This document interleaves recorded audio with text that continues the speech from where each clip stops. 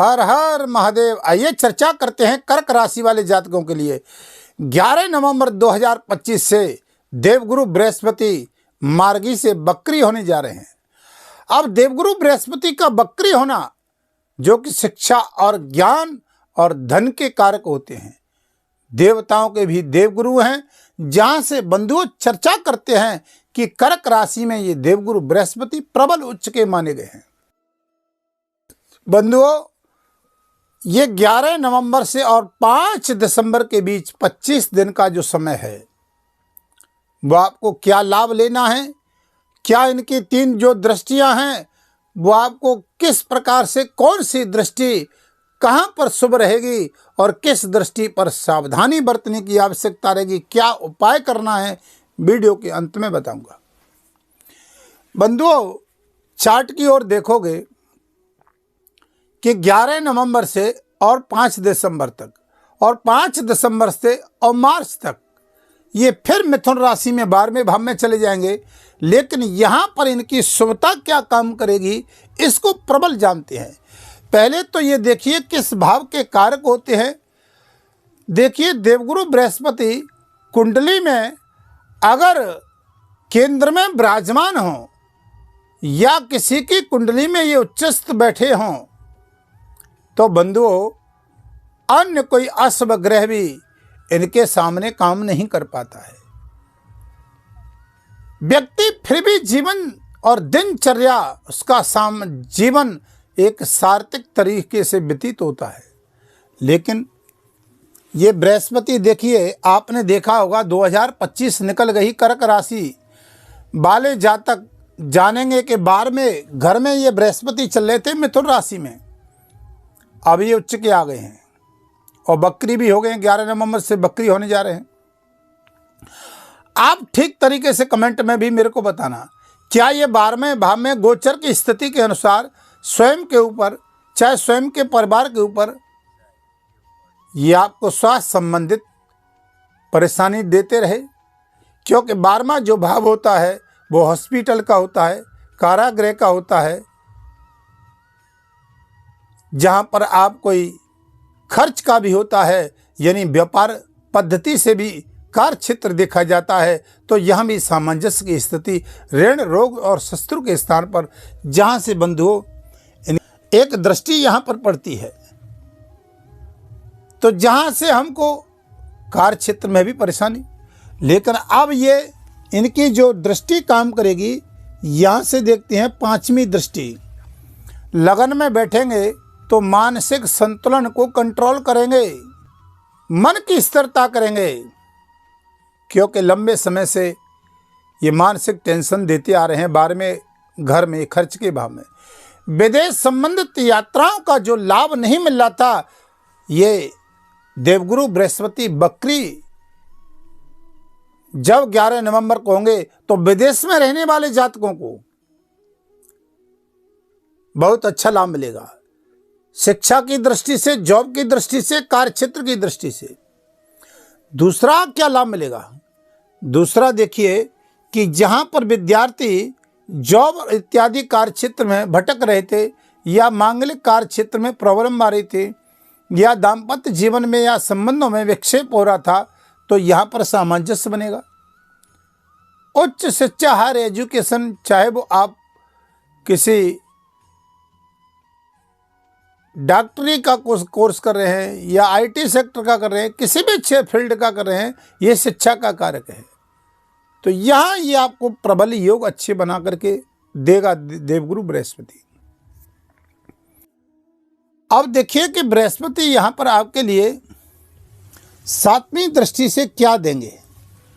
बृहस्पति महाराज, अगर हम पॉइंट से बात करते हैं तो 7वां घर होता है आपके व्यापार का, 7वां घर होता है पार्टनरशिप का, 7वां घर होता है कार्य क्षेत्र का, 7वां घर होता है जीवन साथी का। अब देखिए कि यहाँ जीवन साथी के साथ में भी थोड़ा सा आप देखोगे तो गुरु की शनि के घर में दृष्टि जा रही थी और गुरु की नीच दृष्टि जा रही थी 7वें घर में। नीच दृष्टि का जाना, वैसे तो कर्म के कारक शनि देव के घर में दृष्टि जा रही है, देखिए कर्म तो आपसे अच्छा करवाएंगे, लेकिन यहाँ पर क्या है, हेल्थ वाइज थोड़ा सा या पार्टनरशिप के साथ व्यापार में, कार्य क्षेत्र में थोड़ी सी प्रॉब्लम देते आ रहे थे। यहाँ पर थोड़ा सा मानसिक संतुलन बनेगा। कार्य क्षेत्र में नई योजना का कुछ आपको सोच और समझने का भी आपको ये लाभ देंगे, क्योंकि गुरु का चंद्रमा के साथ बैठना गज केसरी योग बना देता है, क्योंकि चंद्रमा गुरु का मित्र है। तो यहाँ पर स्थिति पोजीशन ठीक पहले से अच्छी दिखाई दे रही है। अब ये देखिए कि एक दृष्टि देवगुरु बृहस्पति की शनि के घर में जा रही है, जो भाग्य स्थान है। अब भाग्य स्थान ये पिता का भी स्थान माना गया है, यात्राओं का स्थान माना गया है, धार्मिक यात्राओं का स्थान माना गया है, व्यापारिक यात्राओं का भी स्थान माना गया है। जहाँ से बंधुओं देवगुरु बृहस्पति की नवी दृष्टि शनि जहाँ पर बैठा हुआ है और अपने घर में ही दृष्टि जा रही है, और शनि साथ में बैठा हुआ है, तो शनि से न मित्रता है न शत्रुता है। और शनि इस समय बकरी चल रहे हैं, गुरु भी बकरी आ जाएंगे, और शनि तो बकरी चल ही रहे हैं 28 नवंबर तक। 28 नवंबर से मार्गी होंगे। इस विषय में वीडियो आगे लेकर के आएंगे।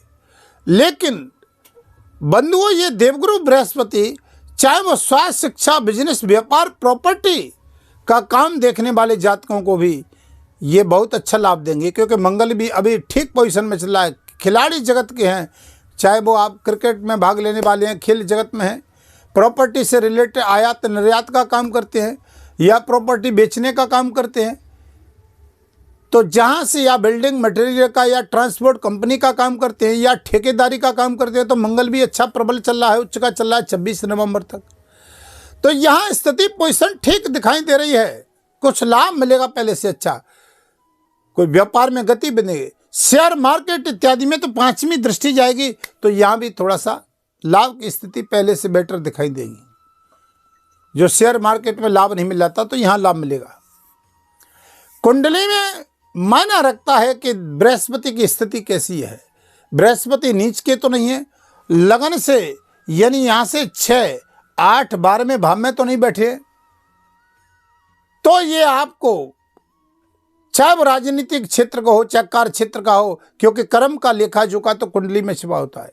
अगर निजी जीवन में ऐसा कुछ दिखाई दे रहा है, समस्या कुछ दिखाई दे रही है, तो आप अपनी कुंडली का भी साल के अंत में परामर्श ले सकते हैं। वीडियो के माध्यम से नंबर चल रहे हैं। अगर चैनल पर नए हैं तो चैनल को सब्सक्राइब, लाइक, शेयर करें, कमेंट में हर हर महादेव अवश्य लिखें। तो हम नवी दृष्टि की चर्चा कर रहे थे। तो बंधुओं यह नवी दृष्टि से बृहस्पति यानी यात्राओं का तो लाभ देगा ही, लेकिन सामंजस्य भी बनाएगा और नए लोगों से मुलाकात कराएगा। व्यापार की गतिविधियों, अंतर्राष्ट्रीय कार्य क्षेत्र में भी लाभ देगा।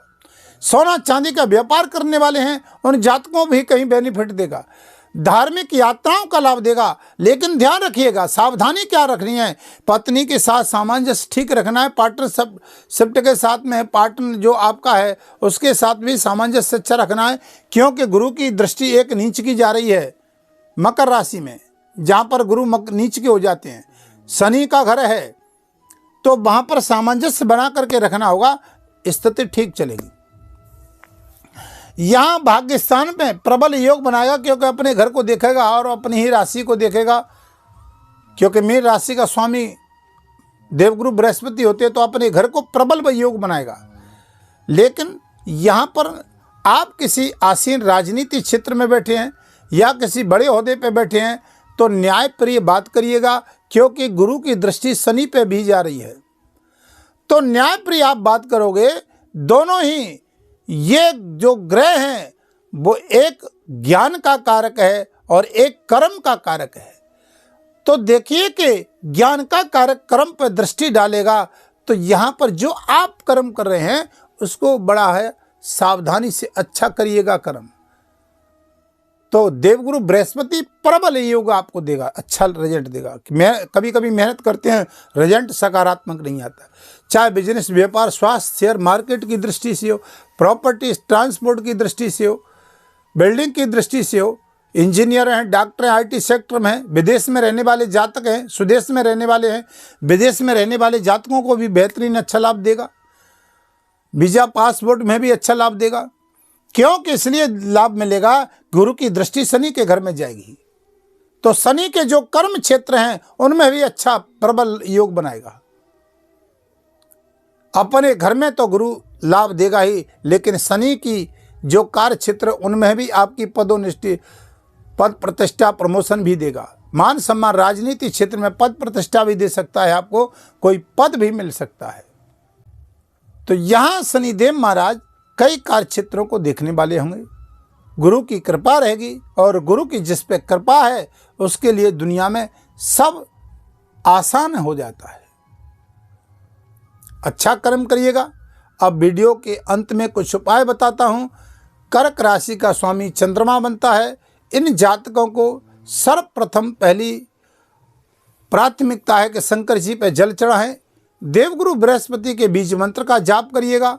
लगन में गुरु चल रहे हैं, बकरी है, तो यहाँ पर ओम ग्रांग ग्रीं ग्रोसा गुरुवे नमः बीज मंत्र का जाप करिए। विष्णु सहस्रनामा का पाठ, गायत्री मंत्र का जाप, ओम नमो भगवते वासुदेवाय का जाप, और केले के वृक्ष में गुरुवार के दिन हल्दी डाल करके जल डालिए, बहुत अच्छा लाभ मिलेगा।